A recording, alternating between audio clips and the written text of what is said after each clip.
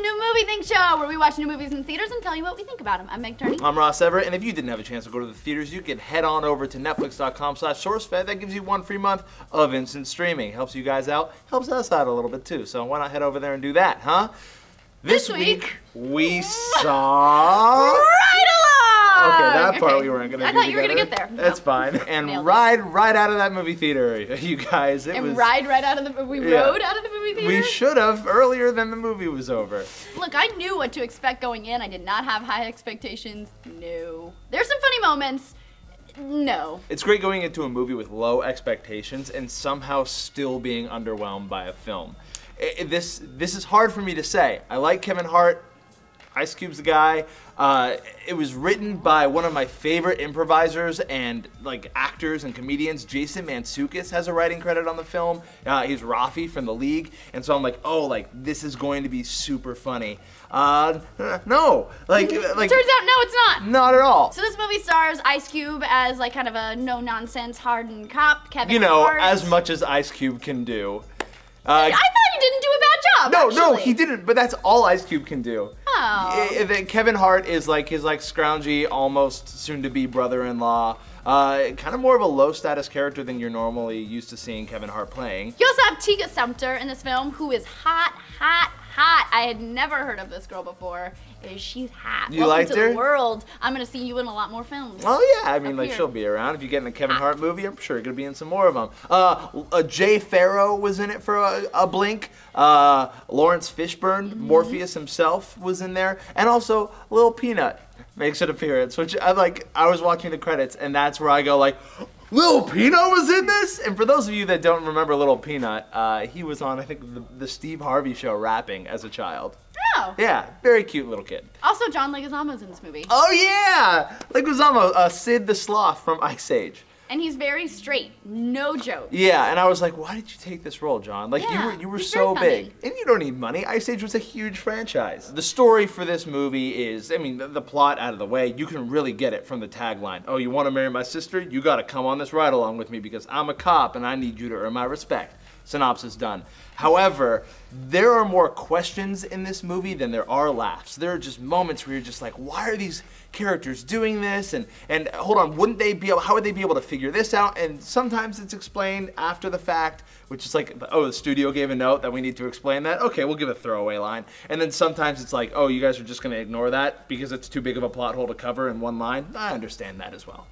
There's definitely parts in the story where it's like, exposition, exposition. Hey, sister, remember when we were alone and in those foster homes that are like just unnecessary exposition? Also, this story is literally paint by numbers. Somebody took the script and a piece of paintbrush and they painted. She's going and that was the story! She's stroking out. I would lean over to Ross and be like, bet this is gonna happen. Yeah. Boom, did it happen? Yeah. Bet that guy's gonna come back. Oh, there he is! It totally did. So predictable, which sometimes I don't mind in movies. I like crappy movies where sometimes I just know what's gonna happen, but not this movie.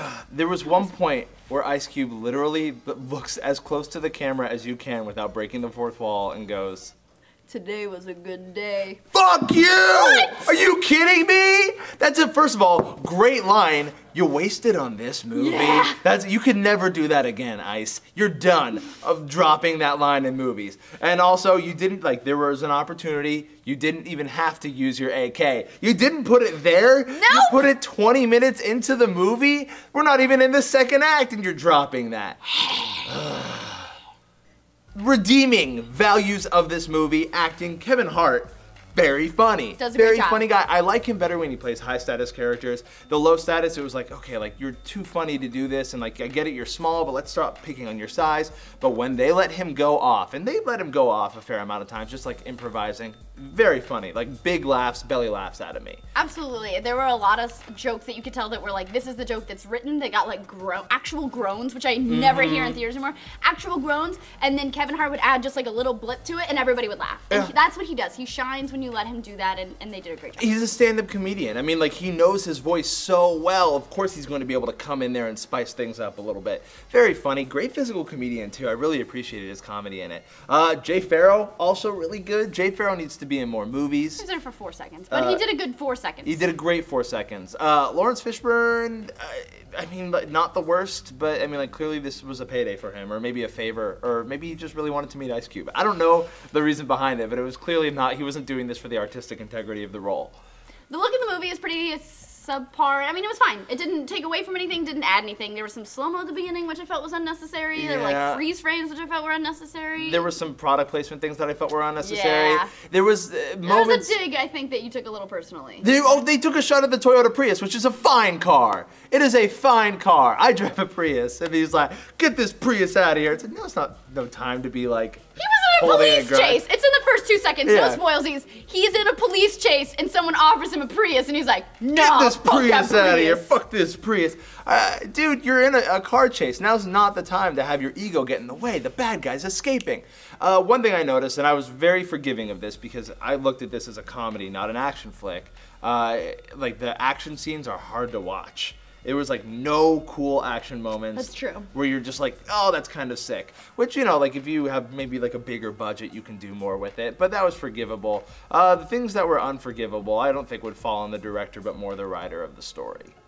Wait for this movie to come out on TBS because I guarantee you it will. It will very soon. There are probably better movies in theaters right now. It's award season. Go see some of the Oscar nomination movies right now. Don't waste your time and money on this one. What are you gonna give it? Oh, and I'll give you my thing. I'm gonna give it a 6 out of 10 because, and that's knowing what it is. Like if I'm gonna go into like a bad action comedy, I could still give it like an 8 out of 10 because I know what it is. For a bad action comedy, I give this a 6 out of 10. I have to agree. Look, we knew what it was going in. We didn't expect anything amazing, and still it let us down. There are funny moments. Don't get us wrong. There are jokes that made us laugh, but they are few and far between, and there are a lot more groans than laughs. So I'm gonna give this movie a 5 out of 10. We're not the only ones who reviewed this film. Right now on IMDb, it has a 6.4 out of 10. On Rotten Tomatoes, the critics gave this an 18%, but the viewers gave it an 80%, which is like, you can't trust that score anymore at all. What are you doing? What are you going into this movie and coming away being like, 8 out of 10? No way. Zero people Kevin Hart didn't come out of this movie thinking 8 out of 10. No, if you guys want to see a really good version of this movie, go watch Conan's ride along with like Ice Cube, Kevin Hart, and Conan take a lift around town. Funnier than this movie. Free online. Free video. Speaking of free video, if you don't go to the theaters this weekend, you can go to netflix.com/SourceFed to get a free month of instant streaming and then join us on our other movie show, Movie Club. I'm Meg Turney. Smooth. I'm Ross Everett. Today was a good day. Today was a 6 out of 10.